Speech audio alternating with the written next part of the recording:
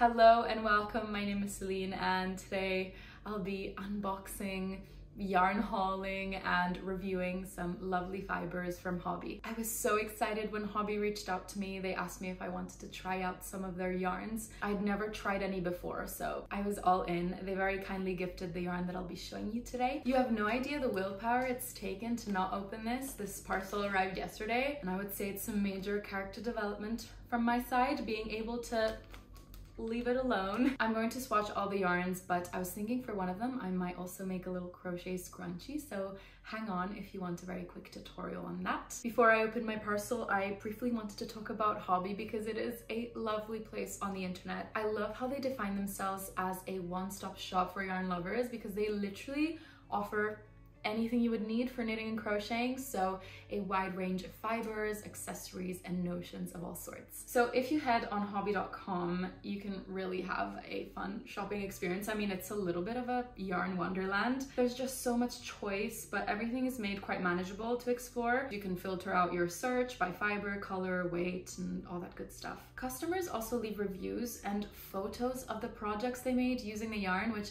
I think is so important to see when you're picking out what to buy. I'm also checking out their pattern library and it is extensive. There's so many good free patterns on here. You can also become a Hobbii Plus subscriber to access more patterns from designers around the world.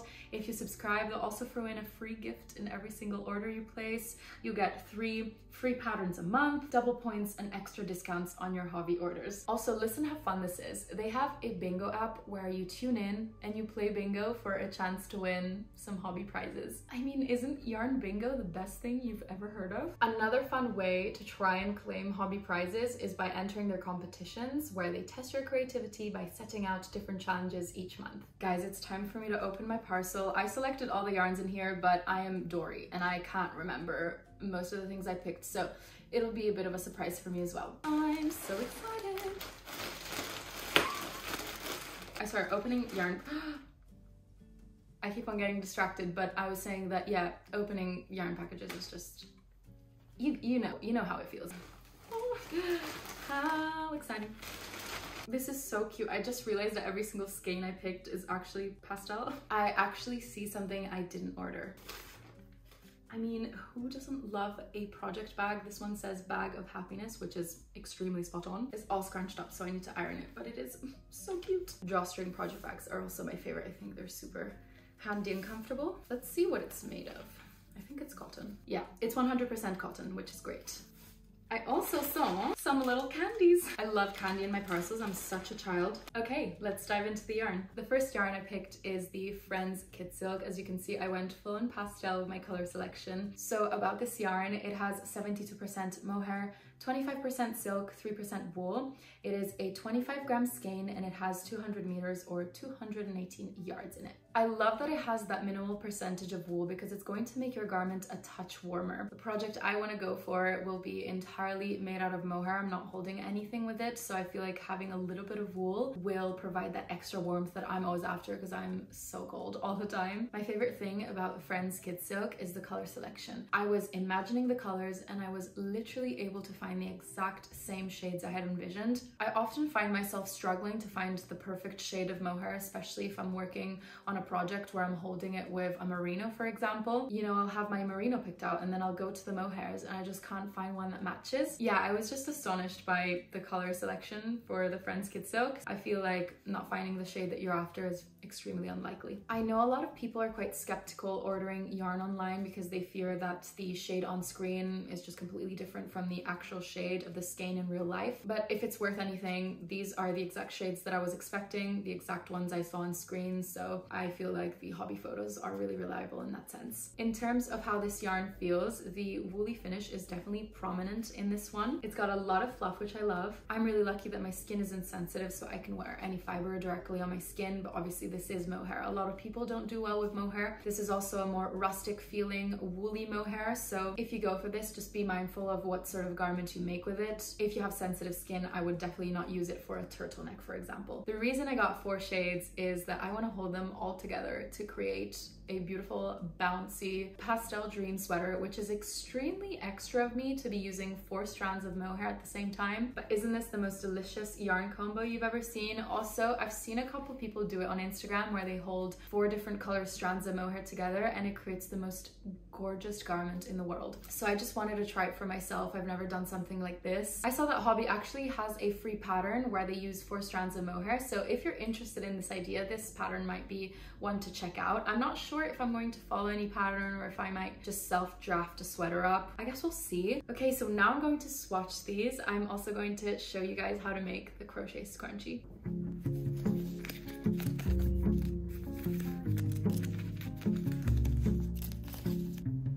So for the scrunchie, I just need an elastic and my crochet hook. I'm going to create a slip knot. So I'm just going to attach the yarn to my hook, chain 1, and I'll be single crocheting all around the elastic. Also, this is mainly a yarn review video, which is why I'm not going super slow and in depth with this little scrunchie tutorial. I consider it more of a little bonus. Once you've single crocheted all the way around, slip stitch into the first single crochet, chain 4, and then treble crochet into the same stitch. Now, depending on how scrunchy you want your scrunchie to be, you can decide how many treble crochets you're going to place in each stitch. I'm going to go for 3. So I'm going to count that chain 4 as 1 treble crochet. So I already have 3 in this first stitch. And now I'm going to move on into the second stitch. There you have it. I have 3 treble crochets into that second stitch. Carry that on all the way around. Once you get to the end, just slip stitch into the top of the first treble crochet. And there you go, you just weave in the end and you have your beautiful crochet scrunchie.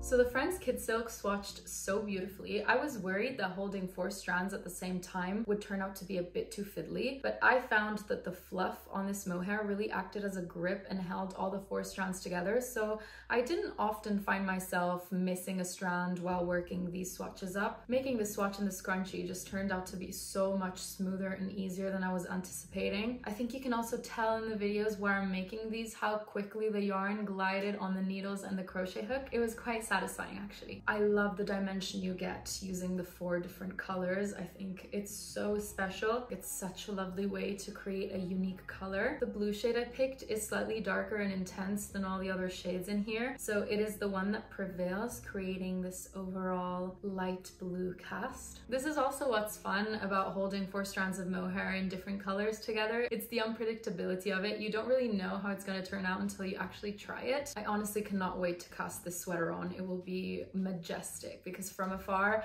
it might look like one solid color, but as you get closer you're gonna start seeing all the different dimensions given by the different shades. I wanted to show you the scrunchie. This is what it looks like. I also really enjoy wearing scrunchies on my wrists as a fun accessory. And yeah, those were my initial thoughts on the Florence Kid Silk. For reference, if you're interested in the exact shades I went for, the pink is color 44, purple is 67, blue is 77, and the yellow is 21. I am so excited for this next one. It is the Rainbow Bamboo. Before I say anything, how is there no silk in this? It honestly feels like this is made out of at least 40% silk. Instead, it is 60% bamboo viscose and 40% cotton. I'd never tried bamboo yarn before, but I've heard incredible things about it. I've been wanting to make the backless sweetie crochet top by Mermaid's Yarns for a long time. I've had the pattern for a long time, and she used bamboo yarn in her sample and I love the look of it. And ever since I've been looking for some, but I feel like I never came across nice bamboo cotton blends until I saw this. It screamed my name so loudly, I knew right away I had to try it. Just feeling this, I'm wondering why in the world have I only been crocheting tops in 100% cotton yarn? Because clearly this is a better option, or at least for my preferences. I feel like a lot of crochet tops I've made out of cotton turned out to be really sturdy, especially the ones that are made in a more intricate stitch. The fiber just turns out to be really dense. So overall, it lacks drape and can be quite stiff, whereas I can tell right away that this fiber has so much more drape It still has that integrity given by the 40% cotton, but the bamboo viscose feels so much softer and delicate. I also adore the shade that I picked. This is the color 15. It's this beautiful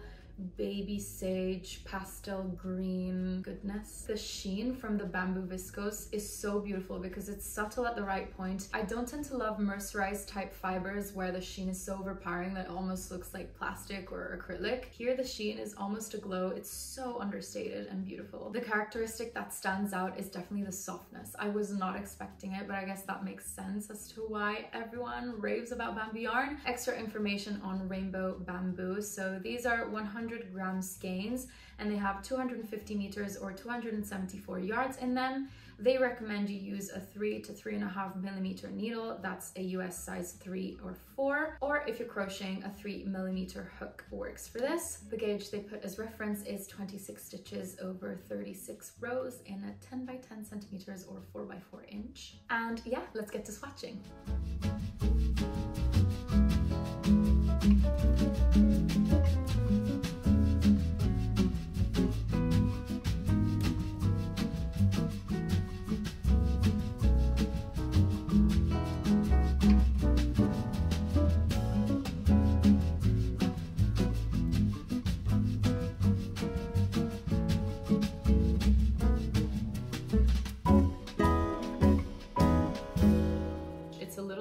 And I just imported all the footage into my laptop and I realized that this section of the video came out grainy, so I'm just re-recording.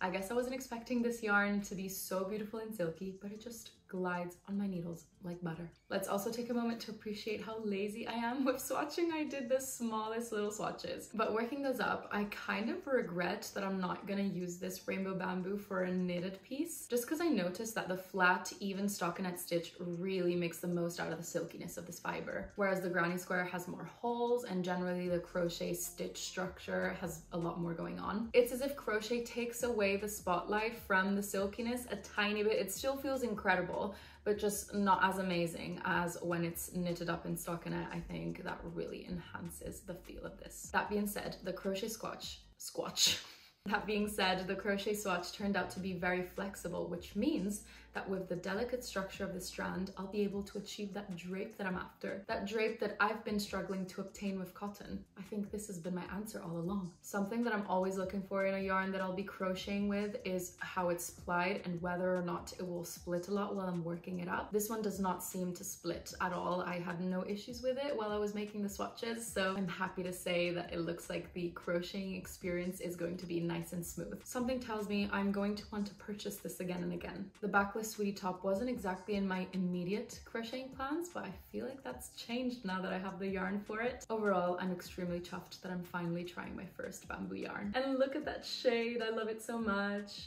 Okay, enough about the rainbow bamboo. So you know when I said Hobbii is the perfect one-stop shop for yarn? What I meant by that is that they have the most hard to find fibers. Those that you wouldn't find at your local yarn shop, and most likely even online you'd have a hard time finding. I'm talking about fibers such as raffia that people use to make bags, for example, or fibers like this third and final one I selected for this, which is their Florence yarn. This one's made out of 100% flax linen. Linen is obviously used for clothes a lot of the time, but I was interested in the Florence one because the way I guess this was processed, spun, and plied is sturdier and coarser, so this is more intended for something like a bag. It is too cord-like and harsh for you to wear as a garment. To me, the structure of the strand looks exactly like jute. In fact, I would mistake this for jute if I didn't know it was linen. I picked the color 01, which is this beautiful cream shade. You'll see that the Florence yarn is only offered in a couple of neutral shades, and this is the only time you'll hear me say that a limited color selection is my preference. But really, for this fiber, the strand is so organic looking that I feel like an unnatural color would just take away from the rustic feel that it has. I've come to a point where I've knit so many clothes and I feel like I'll never stop doing that. I'm big on sweaters, but I would love to get into accessories, and I feel like bags are quite an unexplored area for me. So I was just,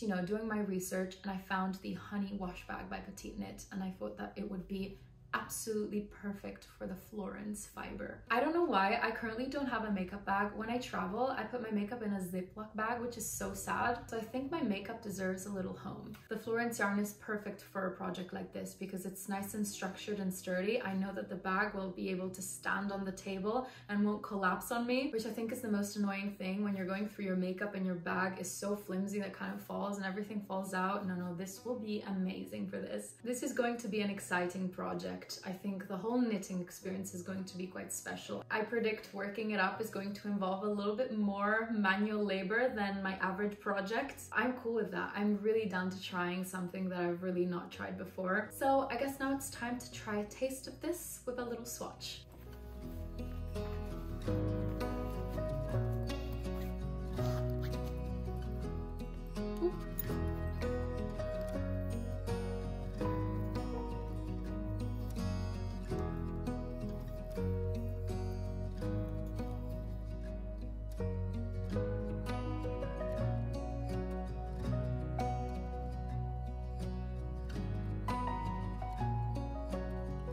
Okay, so I had way too much fun knitting in the Florence yarn. This yarn feels exactly like something I've picked straight off the ground of a forest. I knit the swatch with bamboo needles, so it almost felt like I even hand carved the needles out of a bamboo trunk all on my own. Knitting this reminded me of my childhood playtime in the garden. I used to dig little holes in the ground so that they would function as my cauldron, and then I would go foraging. I'd pick up pine needles, pine cones, little flowers, etc. and then I would pop them in my cauldron. I would add some water and make my potions, you know? I'm not sure why, but that's the vibe I got knitting this. Something that is quite hard to see is that this yarn is actually not very regular. It's got thinner and thicker sections. I wonder how this would affect the brioche stitch in the honey wash bag. Before I give that project a go, I am going to create a swatch in honeycomb brioche stitch using this, just to see if it's exactly what I'm after. If not, I might consider making a fully stockinette stitch tote bag. I think that would look very simple, delicate, and super summery, especially in this shade. Imagine it with double knitted straps. So cute. One thing I'm noticing is that it does shed quite a lot. Perhaps after it's shed the initial amount, it'll stop shedding as much, but that's just